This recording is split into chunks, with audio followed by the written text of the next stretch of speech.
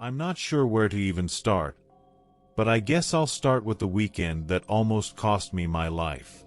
My name is Mark, and I've always loved spending my weekends away from the city. Fresh air, quiet nights, no honking cars or constant people around. A friend of mine, Eric, told me about this small cabin he rented last year near Miller's Creek. He said it was perfect, private, cozy, surrounded by woods. It sounded like exactly what I needed. I booked it for the weekend. Friday evening, arrival. I drove for nearly 3 hours from the city. By the time I reached Miller's Creek, the sun had already dipped below the treeline. The cabin sat at the end of a narrow dirt road, no streetlights, just the glow of my headlights bouncing off the trees. When I got out of the car, the first thing I noticed was the silence. It wasn't peaceful silence. It felt heavy. Like the kind of silence where you're very aware of being alone. The cabin itself looked old but kept in decent shape. Inside, it smelled faintly of wood smoke and something I couldn't place, maybe dampness. There was no phone signal, no Wi-Fi, but I told myself it would be fine. I lit the fireplace, made some dinner, and settled in for the night. Saturday morning, uneasy start. I woke up around 7 a.m. to sunlight streaming through the window. Everything seemed normal. I made coffee and went outside to take a walk. The woods were thick and quiet. I didn't see a single bird or squirrel, which was strange. Usually, places like this are full of wildlife sounds. As I walked, I noticed something odd, a trail of footprints in the dirt. They weren't mine. They looked fresh. Bare feet. I tried to convince myself they belonged to a hiker or maybe some kid playing around. Still, something about them bothered me. They weren't small, but not huge either, average-sized. And they led toward my cabin. Saturday night, the knock. The day passed slowly. I read a book, cooked some food, and even took a short nap by the fireplace. The sky turned dark early because of thick clouds. Around 10 p.m., I was sitting on the couch when I heard it. Knock. Not loud, but clear. It came from the back door. The cabin only had 2 doors, the front one where I came in, and a back door that led to the woods. I froze. I hadn't seen a single person all day. Another knock. Then silence. I grabbed the small flashlight from the coffee table and slowly walked toward the back door. The window on the door was covered with an old curtain. My heart was racing. I pulled the curtain slightly to peek outside. No one. Just darkness. I stayed up late, too uneasy to sleep. Sunday early morning. The face. I must have dozed off around 3 a.m., because the next thing I knew, I woke up to a sound. Not knocking this time. It was the sound of breathing. It was coming from outside my bedroom window. I froze under the blanket, barely daring to move. The breathing was slow, deep, almost like whoever it was wanted me to know they were there.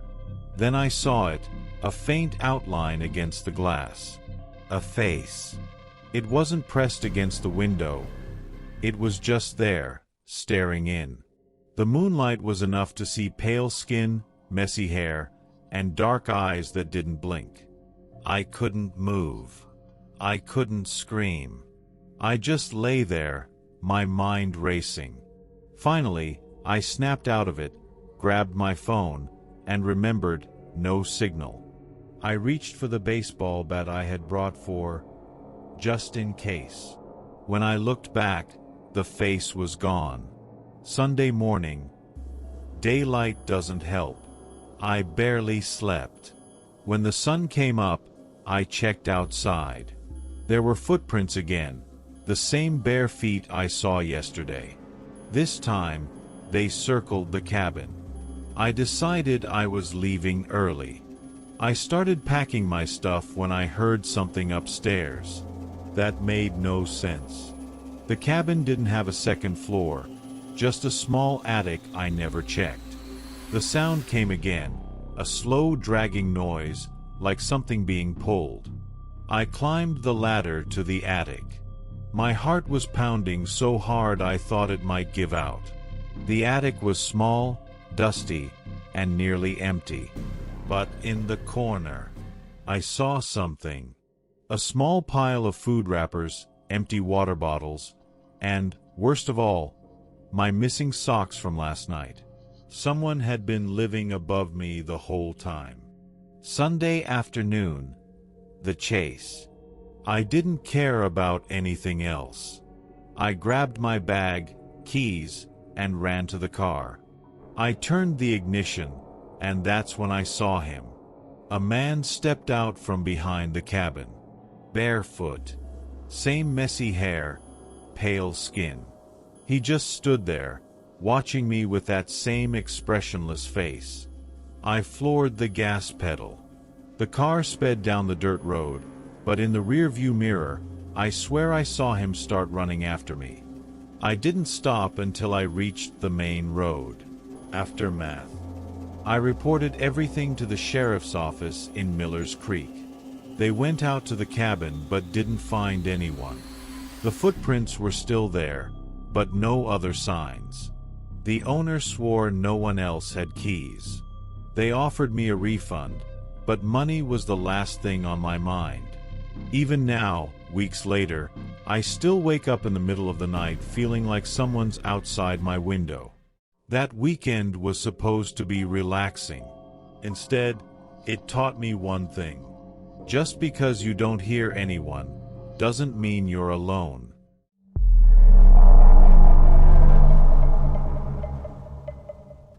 My name is Mike, and I swear to you, everything I'm about to tell actually happened. It was supposed to be a normal weekend. Just 2 days away from work, away from the city noise. But instead, it turned into something I still have nightmares about. Friday evening, the trip. It started when my coworker Jason told me about an old house his uncle owned in the countryside. No one's using it, he said. Perfect for a weekend getaway. Big yard, fresh air, total privacy. That last word, privacy, was what sold me.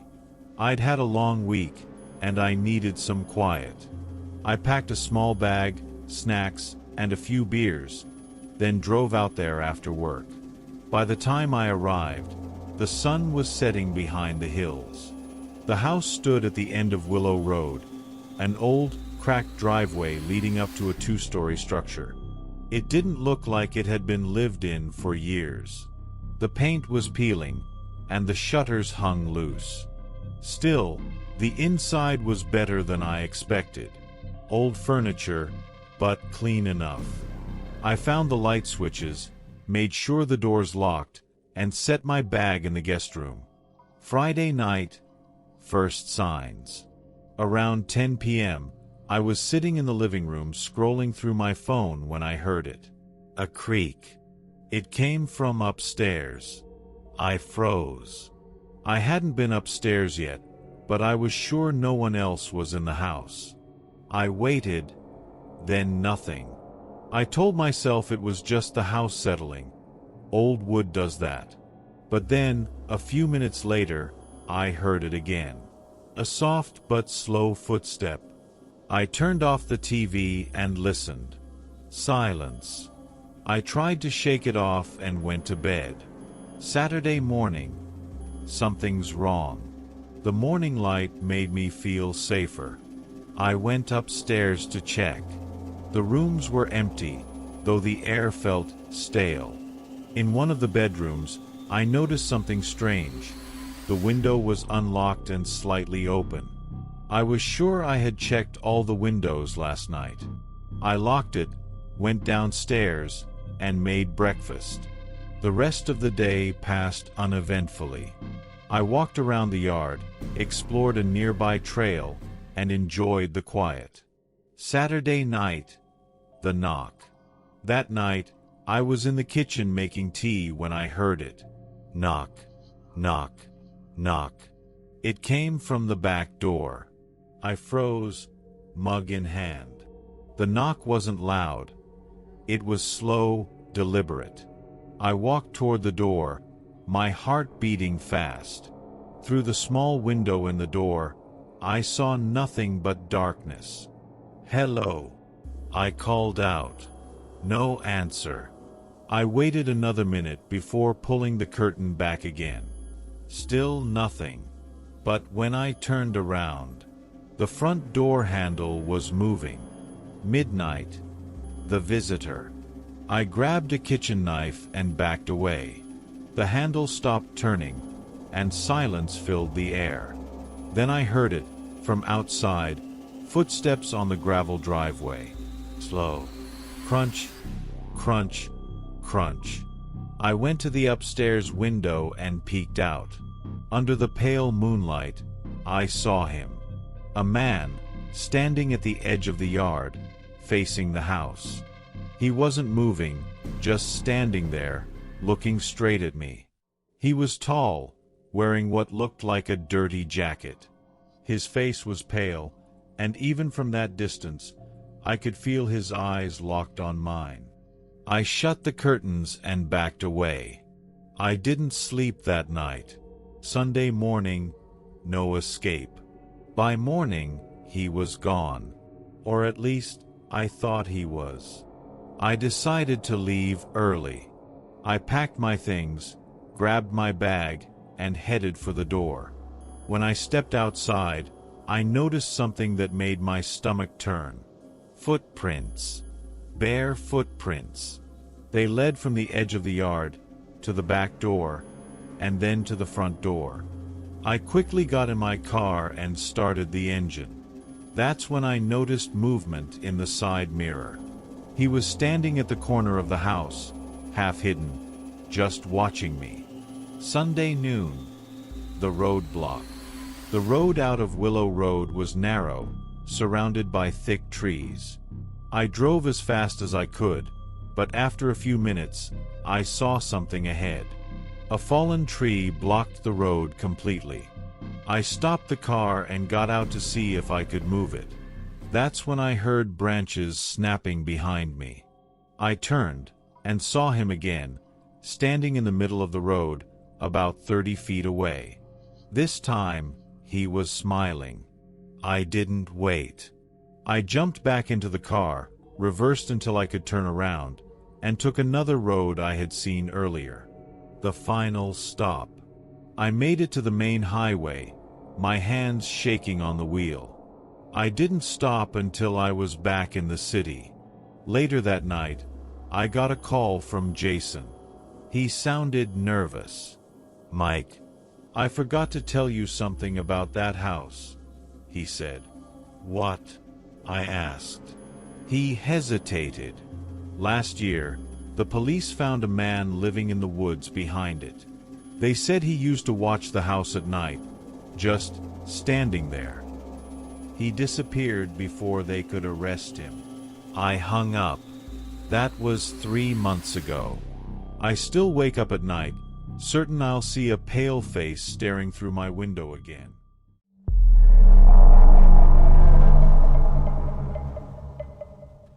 My name is Daniel, and this happened 2 years ago.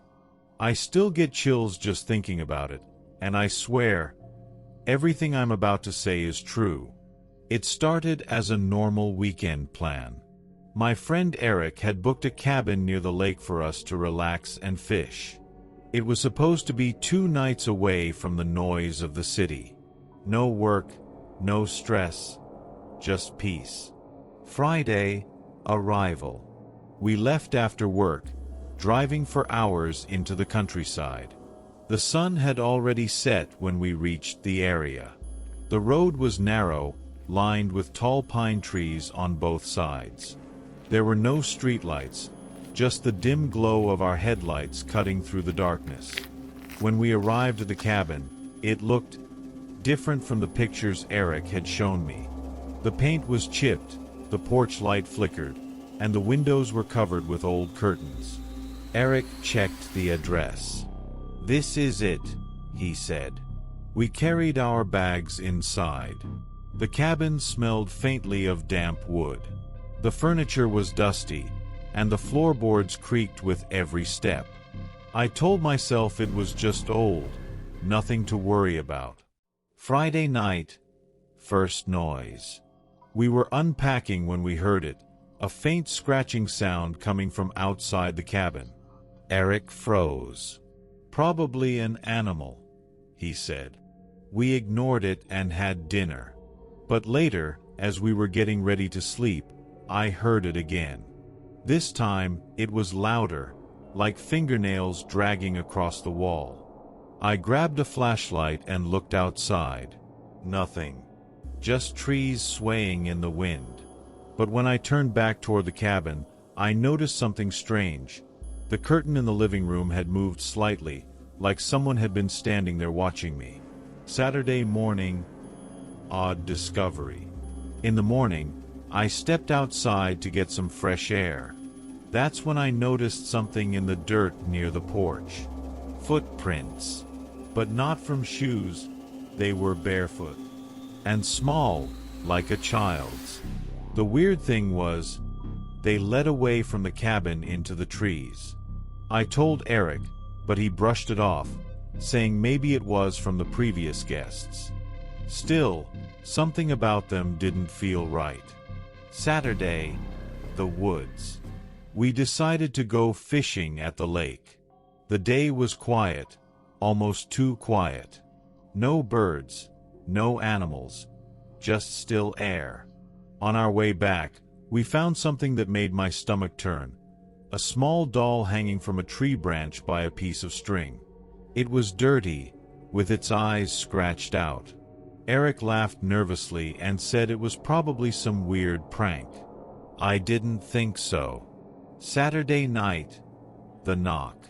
Around 11 p.m., we were sitting in the living room playing cards when it happened. Knock. Slow, heavy knocks on the front door. We froze.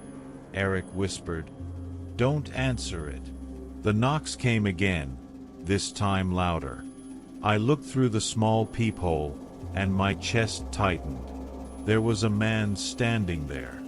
His head was slightly tilted, and he wasn't moving. His clothes were dirty, his hair unkempt, and he was barefoot, just like the footprints I saw earlier. He was smiling. The lights go out. Before I could react, the porch light flickered and went out. Then, complete darkness. We both backed away from the door. That's when we heard footsteps on the porch, slow and heavy. They moved from the front door to the side of the cabin, and then toward the back. We ran upstairs and locked ourselves in the bedroom. My heart was pounding so hard I could hear it in my ears. The window. We stayed quiet, barely breathing. Then, from the corner of my eye, I saw movement. The bedroom window. A pale face was pressed against the glass, smiling at us. I grabbed my phone to call the police, but there was no signal. Eric was shaking. We turned off the lamp and stayed in the dark, praying he would go away. Sunday morning, gone? When the first light of dawn came, we finally dared to leave the room. The front door was wide open. On the floor near the entrance, there was something that hadn't been there before. The same doll we saw hanging in the woods. We didn't even pack. We just grabbed our keys and left. The road out. The dirt road back to the main highway was long and winding. We were halfway down when I saw him again, standing among the trees, barefoot, still smiling. He didn't chase us. He just watched us leave. When we reached the nearest gas station, I finally got phone signal. I told the clerk what happened. His expression turned serious. "You stayed at the cabin on Old Mill Road?" he asked. Yes. He shook his head. Couple years back, a man went missing in those woods. People say he never left. He just waits, watching anyone who comes by. It's been 2 years, but I still can't sleep near a window. And I'll never, ever spend another weekend in the woods again.